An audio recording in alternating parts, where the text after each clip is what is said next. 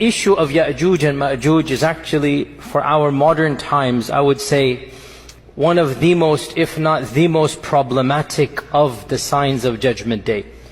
And it has caused many of our youth to question, to doubt. I myself have met people that have actually left Islam because of these types of tales. And we have to be honest and frank and not pretend as if this doesn't exist. Perhaps some of you are not accustomed to hearing people speak like this, but my philosophy is different. We are dealing with the crisis of people leaving our faith, our own children, our own young men and women. And of the reasons why is that we are not answering some of these issues that they bring, and we dismiss them. The issue of Yajuj and Majuj is something that doesn't just occur in the hadith.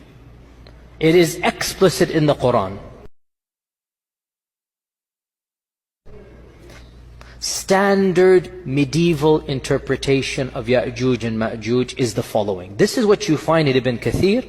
You find it in the tafsir literature of As-Samarqandi and of Al-Tha'labi. And basically, this is the mainstream interpretation for our classical and middle ages of Islam. If you look at any book of tafsir, any book of history, the notion was the following.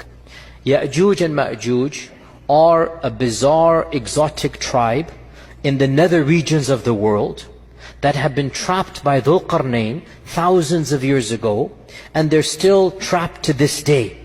That Yajuj and Majuj are a living tribe, blocked to this day behind the wall that was built 4,000, 5,000 years ago. That wall miraculously is still there. People can see on the one side, and on the other side you have these savages that Allah knows how they're eating, drinking, replicating, whatnot, and they're still there for eons and eons and eons. Dare I say, anybody who knows science and geography and modern civilization, you cannot believe that there is a tribe for 4,000 years trapped behind a wall. I mean, if you believe this, that's your position. I cannot believe it. I find this very difficult to believe.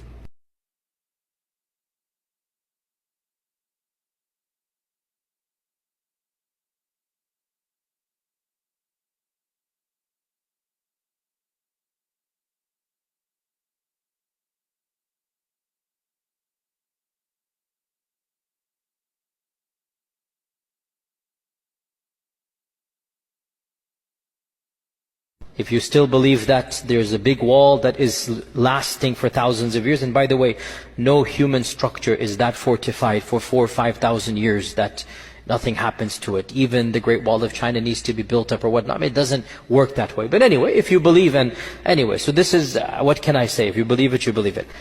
I am somebody who, what can I say?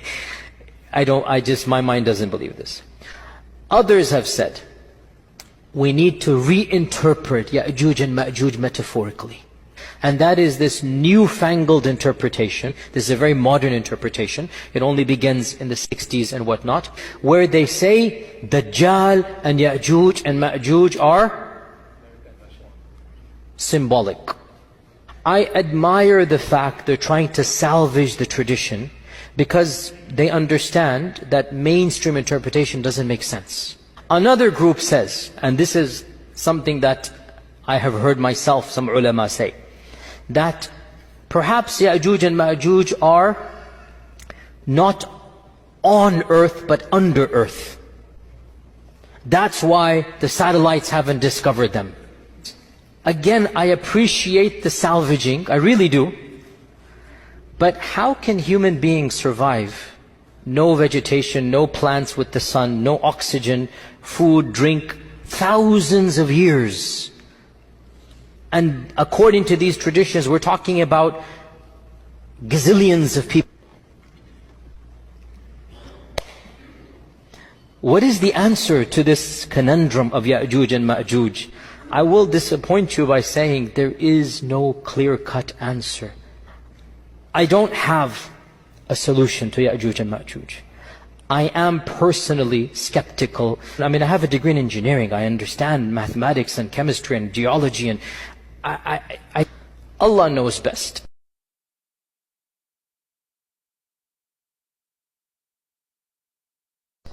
perhaps, this notion of a living tribe of Yajuj and Majuj is not correct.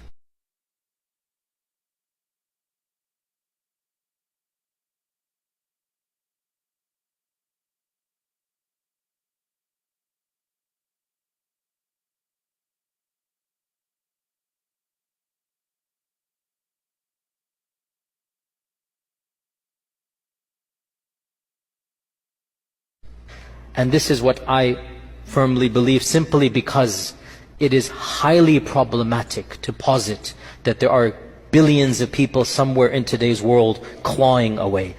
There is another interpretation which I hesitate to even verbalize. And I will tell you honestly, this is not mine. One of my scholarly friends, in a private conversation, so he will not allow me to mention his name.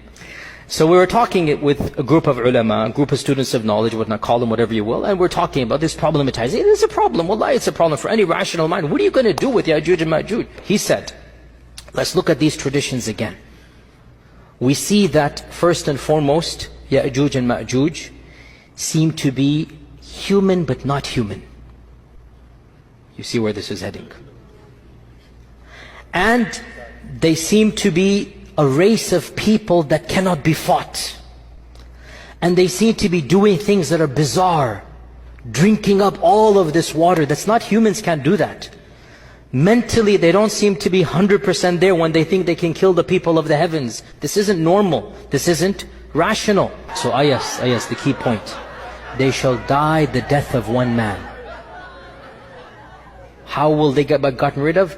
Allah will send a disease, some type of antivirus, some type of vaccine. I'm just saying what my friend said, because the hadith mentions this explicitly, does it not? Allah will send something that will get them in the neck, and they will die the death of one person.